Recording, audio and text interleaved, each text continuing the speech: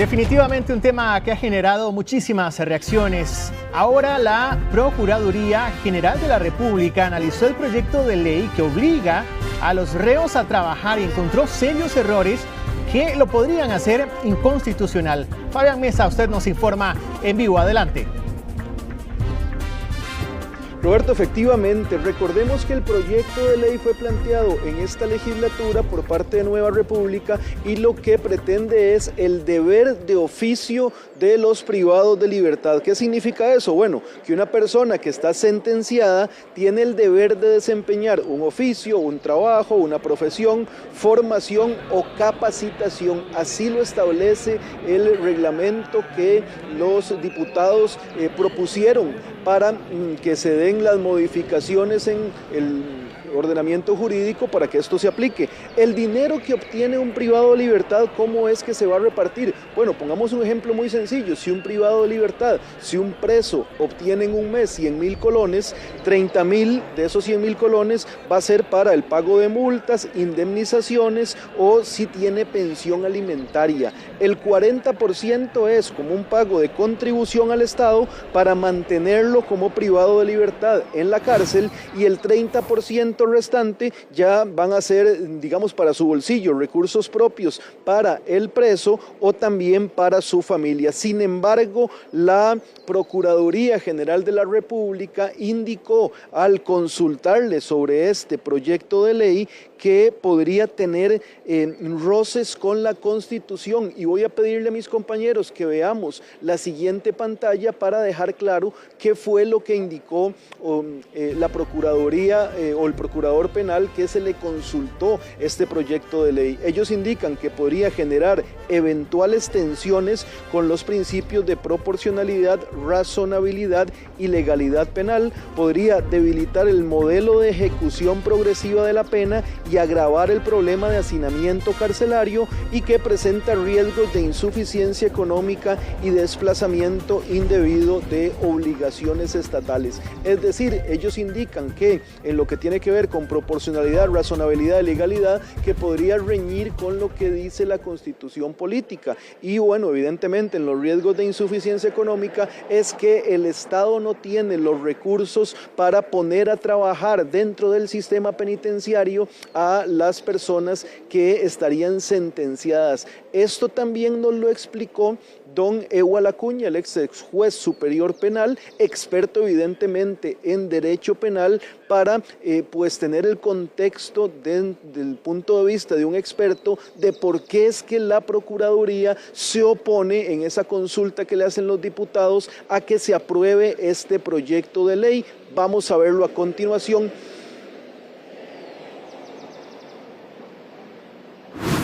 La Procuraduría es un asesor técnico a la Asamblea Legislativa, está dando una opinión que no es vinculante y señala que el proyecto es positivo en la línea de la resocialización. Hay que recordar que la pena no es solo restringir la libertad ambulatoria de la persona, sino que debe procurar adaptarla para que cuando salga no vuelva a cometer delitos. A partir de ahí, el trabajo se ve como un incentivo positivo en ese programa de resocialización, pero lo que no se puede, porque la Constitución política lo prohíbe, es el trabajo forzoso.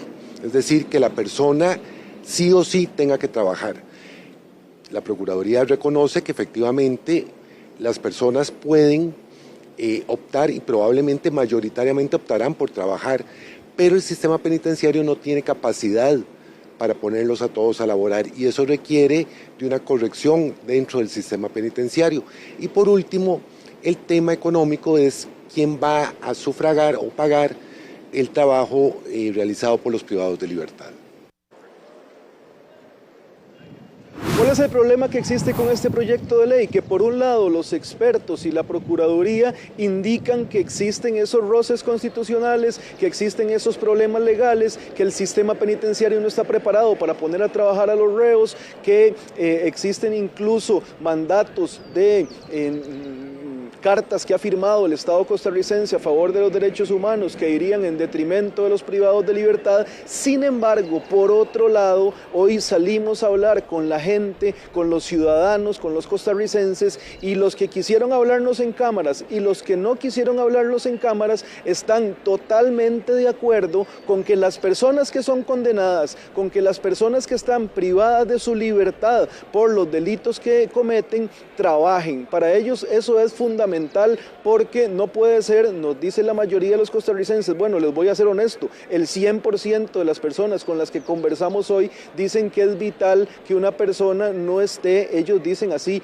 de vagos en las cárceles, porque además también se presta para que cometan delitos, para que se pongan a estafar personas con las llamadas telefónicas y para que la cárcel se convierta, como muchas personas nos dijeron hoy en la mañana, en una escuela del vicio, porque no están haciendo absolutamente nada. ¿Cuál es el sentir de los costarricenses? Veámoslo también a continuación.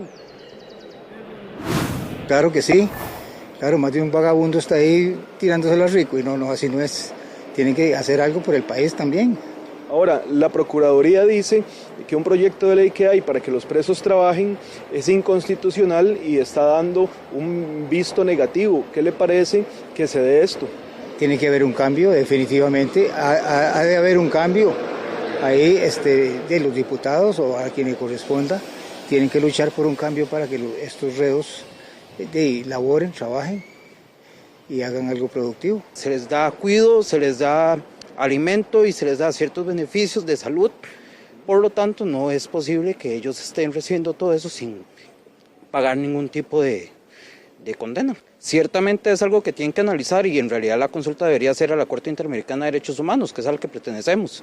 Si la Constitución, si los diferentes magistrados que están en la sala pueden decir que es una violación a los derechos constitucionales, entonces la pregunta que se debería hacer es si es una violación a los derechos fundamentales y humanos realmente.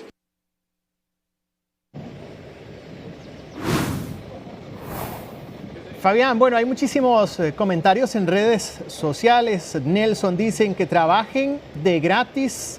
Yamilet dice, manden a trabajar esos vagos que se ganen lo que se comen. Bueno, las redes explotaron en reacciones por este tema. Pero ¿qué más propone esta iniciativa? Y una de las consultas es si de alguna forma tendría algún impacto en la pena que están descontando.